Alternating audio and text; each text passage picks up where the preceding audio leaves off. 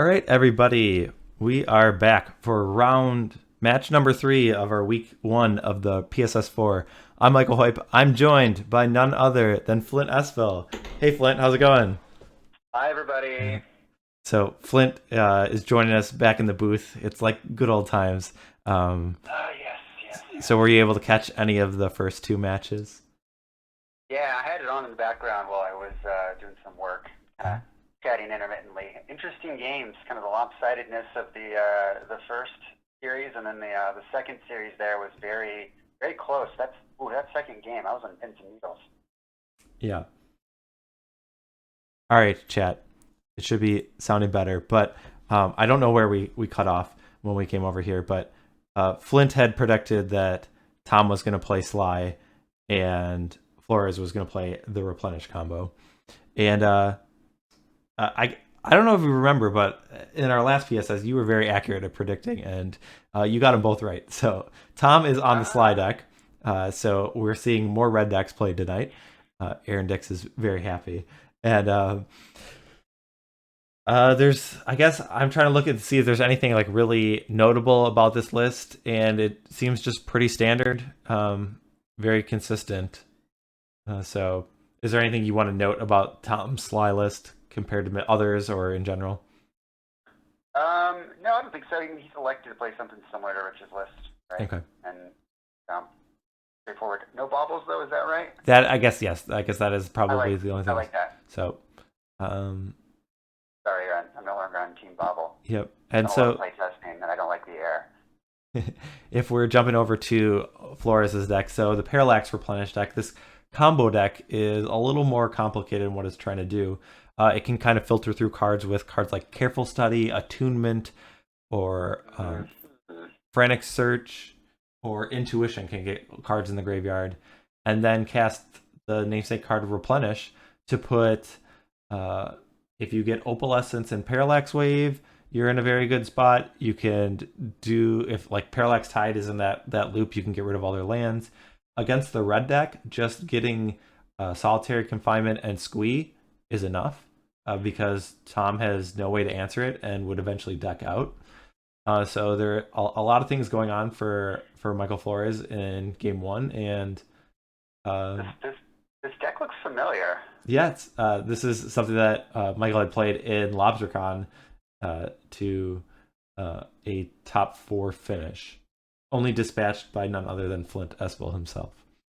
So, so I think Michael is pretty happy to have this matchup. I think he likes the having the availability of the solitary confinement lock, and Tom doesn't have the techie choice of Phyrexian Furnace like Mano does. So I think he's just dead to that combination. So we'll see if that comes up in this match. We'll jump down to the match. If you want to let our players know that we will begin, and I'm going to make sure that our audio works on this next scene.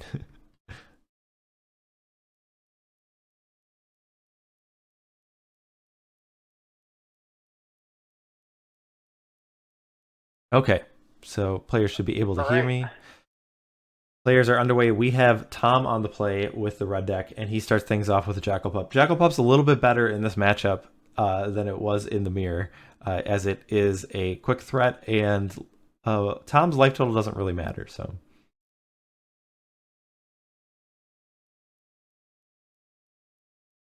do you think that the red deck is fast enough to take down the combo deck, or do you think Flores has a pretty big edge? Um, I think that Tom might get the jump on him. Honestly, I think that Tom probably thought Flores was going to run basis. Um, he was hoping to get under it, but Flores may have kept a hand here that he thought would be good against Mono Blue Stifle Knot. I was talking to Flores earlier today, and I think that that was sort of the impression is that we thought that Tom would probably play that deck, but the more I thought about it, the more I was thinking Tom might actually try to get under him with Sly. But I do think that Tom is going to have a tougher time in game 2 and 3 if Flores doesn't have a hand where he can set up the lock in the first game in time. Mm-hmm. So burn spells are flying. A bolt is deployed at end of turn. On Mike's turn, he cast Careful Study and pitched a Squee Goblin Nabob that goes to the graveyard, but will only be there temporarily as it comes back every turn. Tom on his turn has played another Jackal Pup, And Yeah. I think Mike was not expecting a pair of pups, if you will, and so he kept the lamplight hand, thinking that he might be able to go the distance with Tom. One here. Got some hate for the the lands in chat here. oh Blake, no, what do you think about that? I like both these lands. I actually, first of all, that's like my favorite of the original, the ABU. I like that island, and I like revised card frames. I don't like the fourth edition, but the revised ones I do. But ball lightning coming down from Tom in combination with the Jackal Pups is 10 damage, which leaves Flores at 5 life on uh, his third turn. Not great. Do we see his swords to plowshares? I think that was just shown because it wasn't enough because incinerate plus a Jackal Pup, no matter which way you look at it, if either of those Jackal Pups is gone, it's still the other one's still dealing 2. And I don't know if stealing is a game was right because I was just we were kind of talking about that lock with solitary confinement, but that was a very quick draw from the slide deck. Yeah, and I'm looking at Tom's sideboard here, and he does have a pretty good board game against Flores. He's got 3 Crypts and 4 Pyroblasts, which is pretty legit. I think that obviously Flores is more favored here in games 2 and 3, but now that Tom has access to the Crypts, it means that Flores can't just play the intuition game, get a squee and a solitary confinement, and then just kind of lean back in his chair and say GG. I guess yeah, like the just having one Tormod's Crypt in your deck will prevent. I guess it would only not prevent the lock if Flores had multiple squeeze, right? Because if he has 2 squeeze in hand and has solitary confinement, then one Tormod's Crypt is not enough. Because you could get rid of one and then he would just have another. Correct. And there's not really a good way of Tom of knowing that. So it'll be interesting to see how many of those crypts you get because they don't. I guess they're good anyways. Like they're good against the combo. So they're. I guess yes, all 3 I'm guessing are gonna come in. It's not like a card where it's only good against that one strategy. It's good against foiling the normal plan of what Mike's trying to do. So Absolutely. Yeah, I mean, I think that those 7 absolutely come in. I don't think you bring in any of the other cards. I mean, you could make an argument for Price of Progress over perhaps a creature that's just going to sit there and get Parallax waved out or something along those lines. But I think we need to figure out what cards Tom is taking out, right? So in this scenario, if you're in Tom's shoes, what do you take out? The Ball Lightnings? Is that the start? Take out Vortex?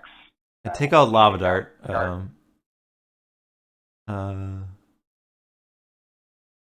I don't know if like a creature like Ball Lightning is better than Shock or not. I think it is, but I don't know. I guess it is clunkier and is easier to interact with it, like cards like Source of Plowshares. And then like Sulfuric Vortex, that might be the card where to go. You just might not expect the games to go that long, and having a clunkier card that takes a few turns to get its value against the combo deck is just not good enough. I mean, Curse Scroll is kind of also the same idea that it takes time and mana to get the payback. I mean, you have to assume Flores is going to bring in his Seal of Cleansings and his Swords to Plowshares, right? Well, not necessarily Seal Cleansing, right? That's not like a given, is it? I guess not. Yeah, how many? Thomas 2 trolls? Man, maybe not. It's probably too slow. So Swords for sure. Would you bring anything else in for Flores?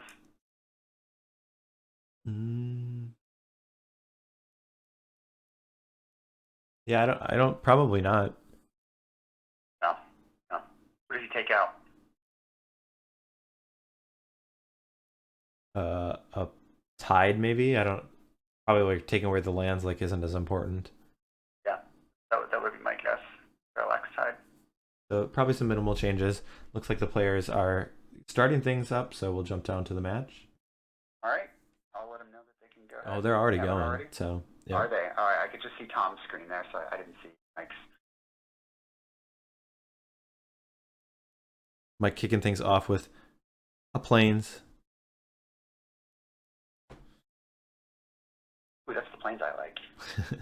I cannot tell the difference of the revised ones. They all look exactly the same to me. They are very similar. The one has like a little more in the foreground. Weird as that is. But I like the island that is the pink one the best, but I think everybody likes that one. Jared, it's because I'm calling in. The audio is clunky tonight if you're just joining us, and so the commentators have had to call in, so I'm technically chatting via, well, the old-time radio. Welcome, everybody. We've got quite the game here. Metelsky has taken game one. I repeat, taken game one. Yeah, yeah. The Google Voice or whatever, it does have a different call quality than the phone that you had before or whatever. So, but I don't know. We'll deal with it. Certainly better than not hearing Flint and having to listen to me all the time. So we do have a Jackal Pup that was deployed. That one was answered with Swords to Plowshares, and then I think it was a Grim Lavamancer. Was it a Grim Lava? Something else got answered by another plow. So all the threats have been answered from Tom so far. But then an attunement is answered with Pyroblast. Is that a card you think you're often fighting? Like attunement isn't a card normally I would think like is like a linchpin of the deck. It definitely digs deeper, but are you excited to counter that? Do you think that means that Tom has multiple counter spells, or is he valuing just card draw? I mean, maybe he feels like he has a really aggressive hand and he doesn't want to give Flores any kind of time to card filter. But we do see a tide here from Flores to select some number of them in. I don't think we're going to see a Fire Blast in response here. So, a bolt or a shock. Here's the shock. More fan of the Stronghold art myself, having played back when that set came out. I do too. I think the starter one is the one that I started with just the same Stronghold art, but just with a white border. So we do have a follow from Mash Legs, so welcome to the stream. Thanks for the support. Some love for the old-time baseball announcer voice. We'll bring that back at some point, fans. And now we have C. Serta POG, so welcome. So the lands are gone for Tom, though without a Seal of Cleansing in play, this is a temporary thing. I guess there's no card like Stifle that would prevent those from coming back in Mike's list, so Jackal Pup is going to try and do as much work as he can, as nothing else is getting deployed as Tom does not have any more lands. We do see card filtering, getting rid of those ancient tombs. Probably not the best land in this game. But, all right, so interesting position here. If Mike can play an Opalescence, then Tom is probably just locked out of the game.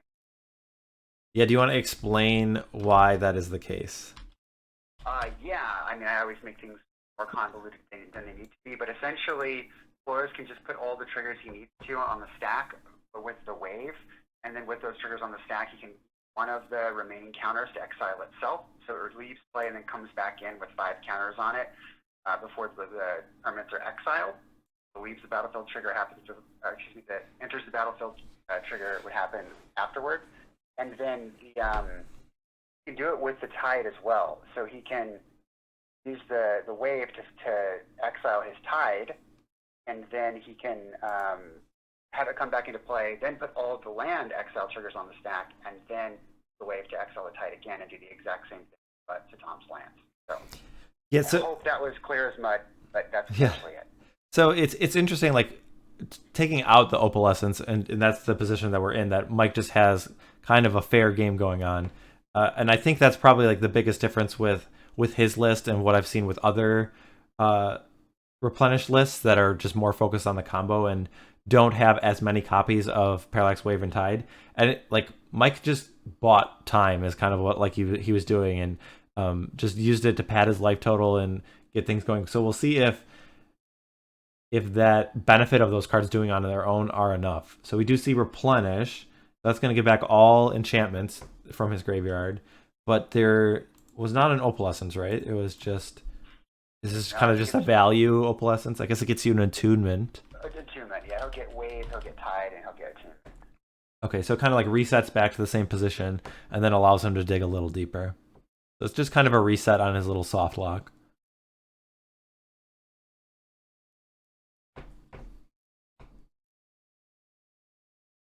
We see a Price of Progress deployed from Tom. That currently would only deal 2 damage to Flores, which he drops to 11. And then the 3 enchantments will come into play.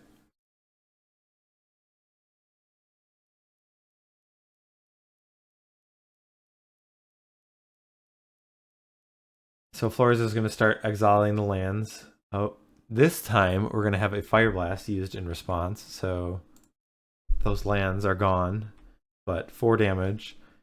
We'll put Flores to 7. But the Jackal Pups will be exiled with the Parallax Wave.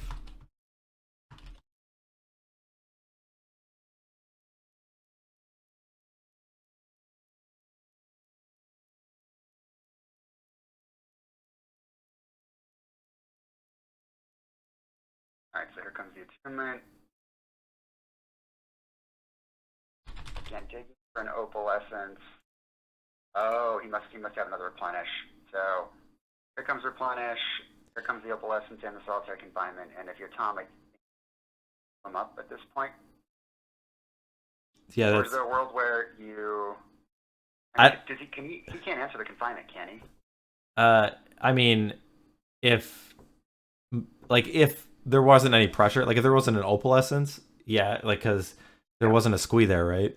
But like he doesn't have like an anarchy in his list or anything like that. Not that he's ever going to get to 4 mana, but I mean, I'm just asking more generally. No, but if there's no squee there, then you would, and you're not under pressure, then you'd be able to get Tormod's Crypt, sure. And then, or just the solitary confinement would be temporary, if there's no squee.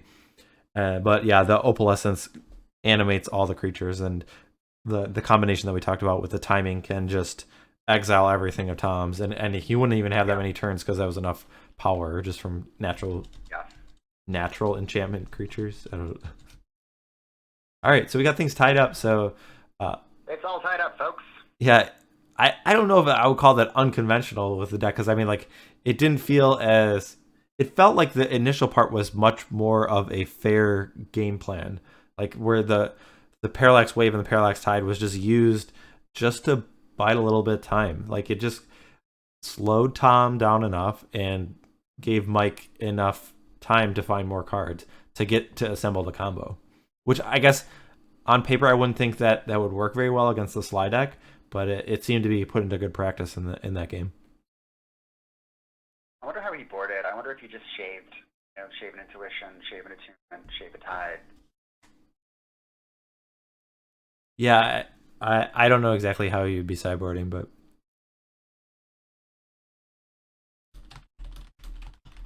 BK will have to go to a Brewers game when I come to Wisconsin. A baseball fan. The Brewers games are always an experience. I mean, I think I more enjoy like the tailgating or just the environment than the actual games, but like that was code for local tailgating. Yeah. So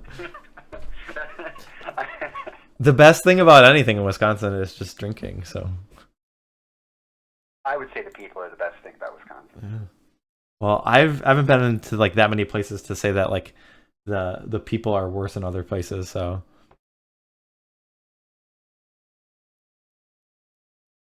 cheese curds are a close second. Cheese curds and beer, and cocktails with brandy. So I'm kind of curious. So like, do people in other states just like eat like string cheese regularly? Like, is that a snack that you guys eat? Like, we just always have like some amount of cheese that like I will just eat. Like, I probably eat some amount of cheese like every day, just like by itself. Is that a Wisconsin thing, or is that what everyone does? String cheese is a snack. Okay. It's not just a Wisconsin thing. Yeah, okay. But I would say people like elsewhere don't have bags of cheese curds in their fridge. Sure. Squeakier the better, obviously. All right, so we see a turn 1 Mount Fanatic for Tom. And on the play, pretty important here for him. And, ooh, what is this? It's the artifact. That's a Tormod's Crypt. That's one I'm not, well, I guess I can bring it up. It's just going to be a newer version. Jared Turtleman, don't knock it till you've tried it. And deep fried cheese curds at the state fair might be the best thing I've ever eaten in my life. All right. island here. Probably hoping to just careful study, do a little card filtering, and see how things go.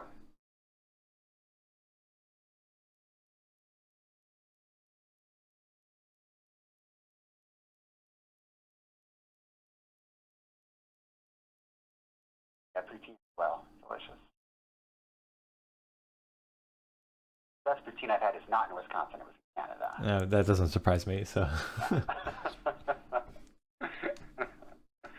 All right. So what's going on here? Adding to the board with a seal, but not a second mountain. Interesting. Yep. There was a squee from a careful study, and squee has since returned to the homeland. Can't see it in my screen right now because it's cut off it early. The dog is making an appearance. Yeah. I get to look at him, so. For the perfect spot to lay down. Yeah. He's cheering for Jackal Pup to make the appearance. So. He's got to rep his people. We do see an Ancient Tomb, which is a card we kind of like talked about that usually isn't the best in this matchup, but with Tom kind of having a draw that has a lot less pressure than it had been in the previous games, Mike's life total isn't quite under as much pressure, and the speed of that land might provide Mike with enough speed to get the combo off before he dies to damage.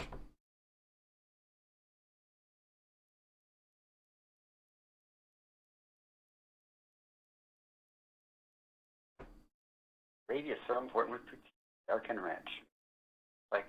I like my beers. Dark and rich.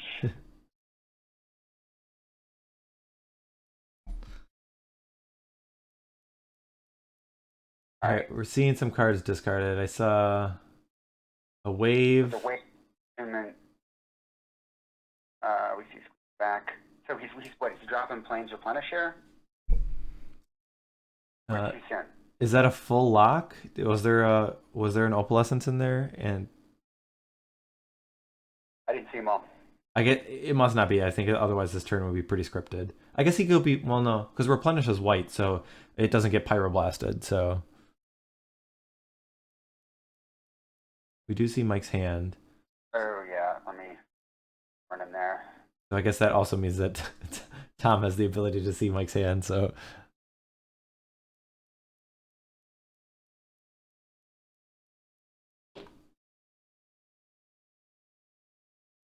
We do see a Pyroblast on the attunement. Tom is going to fetch for another mountain and maybe deploy more threats to the board.